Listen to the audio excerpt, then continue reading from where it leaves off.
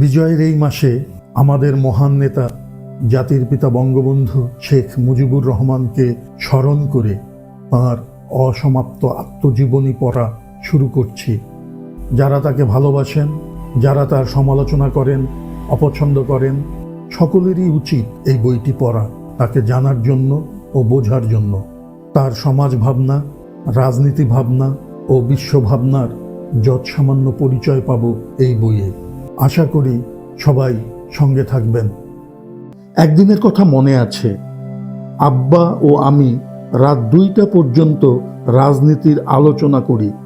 আব্বা আমার আলোচনা শুনে খুশি হলেন, শুধু বললেন শেরে বাংলা একে ফজলুল হক সাহেবের বিরুদ্ধে কোনো ব্যক্তিগত আক্রমণ না করতে।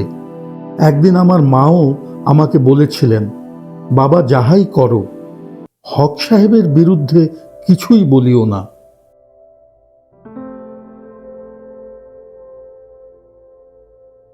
শেরে বাংলা মিছামিছি শেরে বাংলা হন নাই, বাংলার মাটিও তাকে ভালোবেসে ফেলেছিল।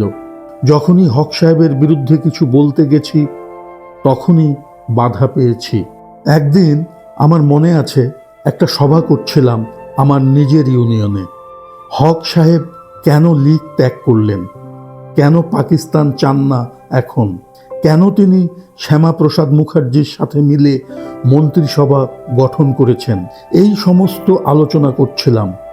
হঠাৎ একজন বৃদ্ধ লোক, যিনি আমার দাদার খুব ভক্ত, আমাদের বাড়িতে সকল সময়ই আসতেন, আমাদের বংশের সকলকে খুব শ্রদ্ধা করতেন, দাঁড়িয়ে বললেন, যাহা কিছু বলার বলেন, হক সাহেবের বিরুদ্ধে কিছুই বলবেন না। তিনি যদি পাকিস্তান না চান, আমরাও চাই না। জিন্নাকে, তার নামও তো শুনি নাই, আমাদের গরিবের বন্ধু হক সাহেব। এই কথার পর আমি অন্যভাবে বক্তৃতা দিতে শুরু করলাম। সোজাসুজিভাবে আর হক সাহেবকে দোষ দিতে চেষ্টা করলাম না। কেন পাকিস্তান আমাদের প্রতিষ্ঠা করতে হবে তাই বুঝালাম।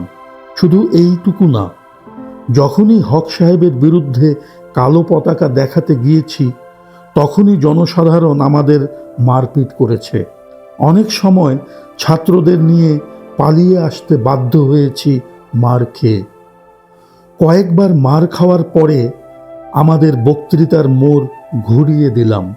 পূর্বে আমার দোষ ছিল, সোজাসুজি আক্রমণ করে বক্তৃতা করতাম, তার ফল বেশি ভালো হতো না। উপকার করার চেয়ে অপকারী বেশি হতো। জনসাধারণ দুঃখ পেতে পারে ভেবে দাবিটা পরিষ্কার করে বুঝিয়ে দিতে চেষ্টা করতাম। পাকিস্তান 2টা হবে লাহোর প্রস্তাবের ভিত্তিতে, একটা বাংলা ও আসাম নিয়ে পূর্ব পাকিস্তান স্বাধীন সার্বভৌম রাষ্ট্র, আর একটা পশ্চিম পাকিস্তান স্বাধীন সার্বভৌম রাষ্ট্র হবে পাঞ্জাব, বেলুচিস্তান সীমান্ত ও সিন্ধু প্রদেশ নিয়ে। অন্যটা হবে হিন্দুস্তান, ওখানেও হিন্দুরাই সংখ্যাগুরু থাকবে, তবে সমান অধিকার পাবে হিন্দুস্তানের মুসলমানরাও। আমার কাছে ভারতবর্ষের একটা ম্যাপ থাকতো, আর হাবিবুল্লাহ বাহার সাহেবের পাকিস্তান বইটা, এবং মুজিবুর খাঁ সাহেবও পাকিস্তান নামে একটা বিস্তৃত বই লিখেছিলেন সেটা। এই 2টা বই আমার প্রায় মুখস্থের মতো ছিল। আজাদের কাটিংও আমার ব্যাগে থাকতো। সিপাহী বিদ্রোহ এবং ওহাবি আন্দোলনের ইতিহাসও আমার জানা ছিল। কেমন করে ব্রিটিশ রাজ মুসলমানদের কাছ থেকে ক্ষমতা কেড়ে নিয়েছিল, কি করে রাতারাতি মুসলমানদের সর্বশান্ত করে হিন্দুদের সাহায্য করেছিল, মুসলমানরা ব্যবসা বাণিজ্য, জমিদারি, সিপাহীর চাকরি থেকে কিভাবে বিতাড়িত হলো, মুসলমানদের স্থান হিন্দুদের দ্বারা পূরণ করতে শুরু করেছিল ইংরেজেরা কেন, মুসলমানরা কিছুদিন পূর্বেও দেশ শাসন করেছে, তাই ইংরেজকে গ্রহণ করতে পারে নাই। সুযোগ পেলেই বিদ্রোহ করত। ওহাবি আন্দোলন কি করে শুরু করেছিল হাজার হাজার বাঙালি মুজাহিদরা। বাংলাদেশ থেকে সমস্ত ভারতবর্ষ পায়ে হেঁটে সীমান্ত প্রদেশে যে জেহাদে শরিক হয়েছিল।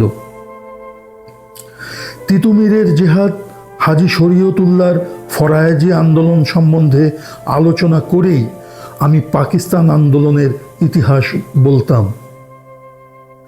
ভীষণভাবে হিন্দু বেনিয়া ও জমিদারদের আক্রমণ করতাম। এর কারণও যথেষ্ট ছিল। একসাথে লেখাপড়া করতাম, একসাথে বল খেলতাম, একসাথে বেড়াতাম। বন্ধুত্ব ছিল হিন্দুদের অনেকের সাথে। আমার বংশ খুব সম্মান পেত হিন্দু মুসলমানদের কাছ থেকে। কিন্তু আমি যখন কোনো হিন্দু বন্ধুর বাড়িতে বেড়াতে যেতাম, আমাকে অনেক সময় তাদের ঘরের মধ্যে নিতে সাহস করত না আমার সহপাঠীরা।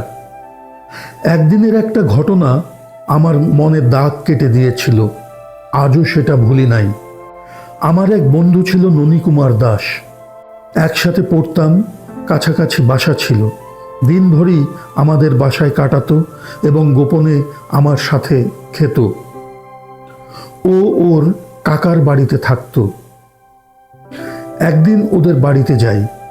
ও আমাকে ওদের থাকার ঘরে নিয়ে বসায়। ওর কাকিমাও আমাকে খুব ভালোবাসতো। আমি চলে আসার কিছু সময় পরে ননী কাঁদো কাঁদো অবস্থায় আমার বাসায় এসে হাজির। আমি বললাম, ননী, কি হয়েছে? ননী আমাকে বলল, তুই আর আমাদের বাসায় যাস না, কারণ তুই চলে আসার পরে কাকিমা আমাকে খুব বকেছে তোকে ঘরে আনার জন্য, এবং সমস্ত ঘর আবার পরিষ্কার করেছে পানি দিয়ে। ও আমাকেও ঘর ধুতে বাধ্য করেছে। আমি বললাম, যাব না, তুই আসিস। আরও অনেক হিন্দু ছেলেদের বাড়িতে গিয়েছি, কিন্তু আমার সহপাঠীরা আমাকে কোনোদিন এ কথা বলে নাই। অনেকের মা ও বাবা আমাকে আদরও করেছেন।